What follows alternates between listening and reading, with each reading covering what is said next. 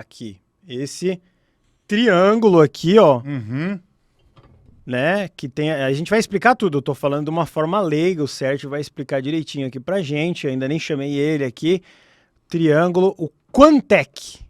O aparelho que talvez seja, o Sérgio vai explicar melhor, a maior invenção da biorressonância de todos os tempos, né? Da bioinformação. Muito bem, seja bem-vindo, Sérgio Areias, tudo bom? Prazer é meu estar aqui com vocês para apresentar essa tecnologia que é de origem alemã, né? É um equipamento realmente impressionante. Eu, quando entrei em contato com essa máquina, né? Eu falei, não é possível que ela faça isso que ela se propõe a fazer. Né? Porque eu sou radiestesista desde 1989 e eu vi muita coisa estranha acontecer com a radiestesia, porque a radiestesia também é uma coisa meio estranha. Do ponto de vista física clássica, é uma ciência ainda não ortodoxa, né? Mas quando chegou essa máquina, eu falei, não, aí extrapolou, porque ela realmente consegue fazer uma interface entre o inconsciente das pessoas, animais, plantas, né, empresas, e com esse computador, com uma base de dados que tem aqui dentro. E aí o teu inconsciente, que é espacial, atemporal, né, conversando com o computador, comparando uma base de dados, ele consegue montar pacotes de tratamento que vão influenciar esse inconsciente a mudar o teu corpo, a melhorar a sua condição emocional, espiritual, mental, ambiental e física. É o único aparelho que eu conheço, já trabalhei com muitos equipamentos, mas esse é o único que consegue essas dimensões todas, essa amplitude de frequências nessas dimensões do corpo e da mente e do espírito. Né? É um equipamento fantástico, assim, do ponto de vista funcional. Ele não é um equipamento de diagnóstico, é um equipamento de tratamento. Ele monta pacotes de tratamentos e fica enviando várias vezes ao dia esses pacotes para o inconsciente das pessoas. Ele funciona na base de uma fotografia, né? A gente vai poder explicar melhor isso. Você manda uma foto, essa foto entra aqui nessa base de dados e essa pecinha que vocês viram aqui, que o Guru estava mostrando, que é esse triângulo de quartzo rosa, com 3 bolas de esferas de quartzo rosa. Pode mostrar aqui o sorriso. Que o quartzo rosa, as esferas de quartzo rosa é só para proteger o diodo, tá? Essa pecinha que está aqui. Tá?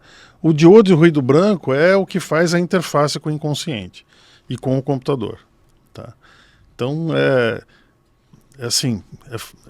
simples, né? Mas de uma forma genial ele consegue juntar uma base de dados de mais de 110 mil informações, classificar qual é adequado para tratar você, monta um pacote e fica replicando isso várias vezes ao dia, por várias semanas, vários meses e até anos, se você quiser. Ele fica influenciando com aquelas informações que você tem ali. Tá?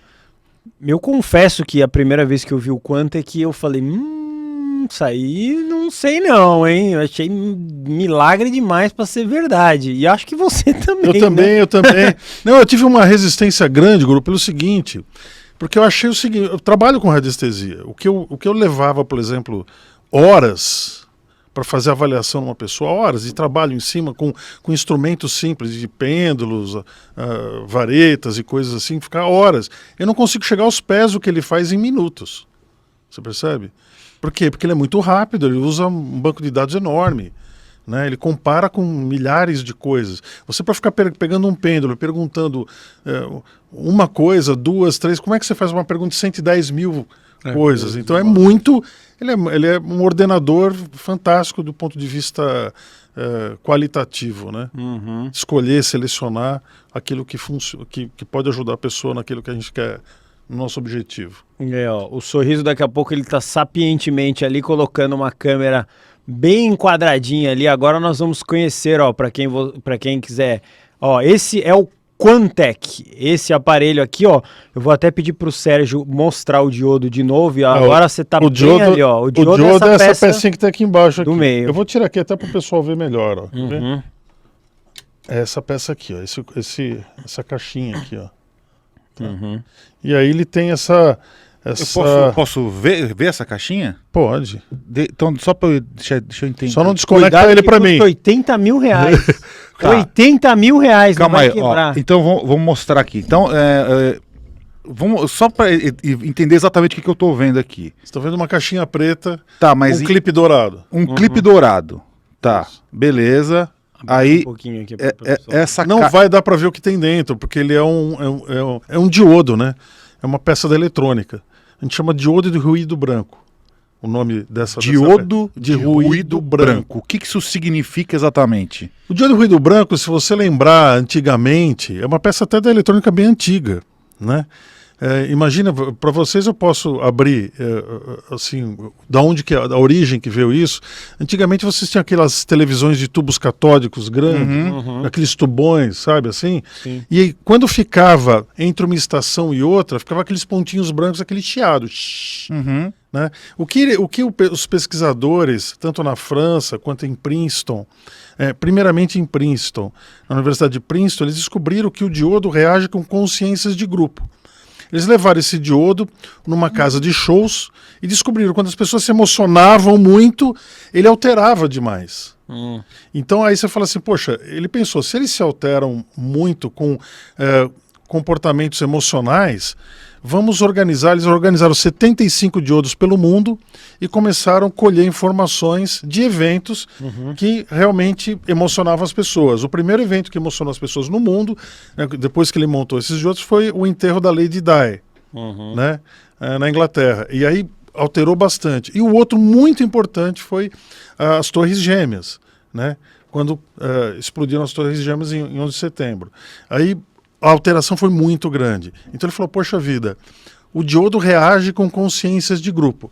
E aí começaram a fazer testes com consciências individuais, né? Aí um pesquisador chamado René Peoc, na França, colocou esse diodo num robô e ele percebeu que o movimento desse robô era aleatório dentro de um espaço e toda vez que ele entrava em contato com o inconsciente de animais e pessoas, ele alterava.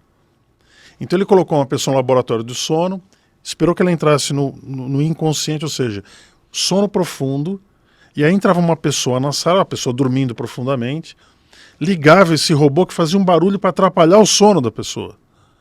E aí o inconsciente da pessoa empurrava o robô para longe, para não atrapalhar o sono. Então o robô mudava o seu comportamento físico, ele conseguiu provar que o inconsciente começou a mexer num robô, numa matéria. Tá?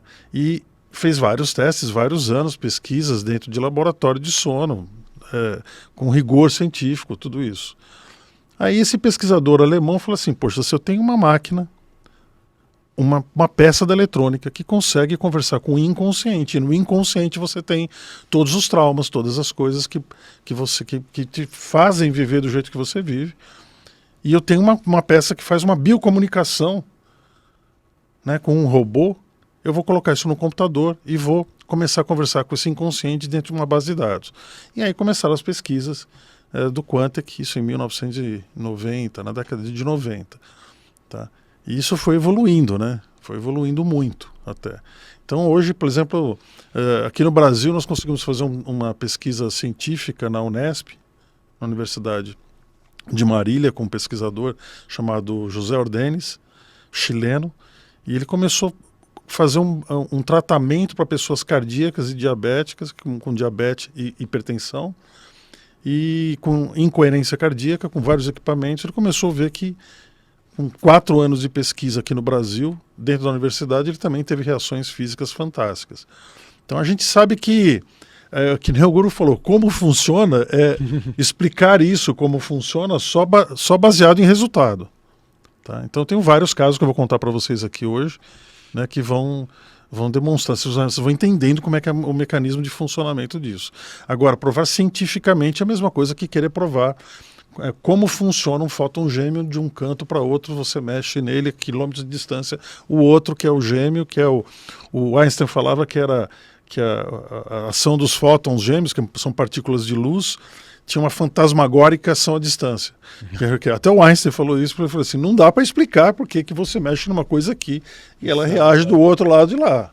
Só acontece. Só acontece. Você não tem um mecanismo definido, né? Mas é uma coisa que funciona.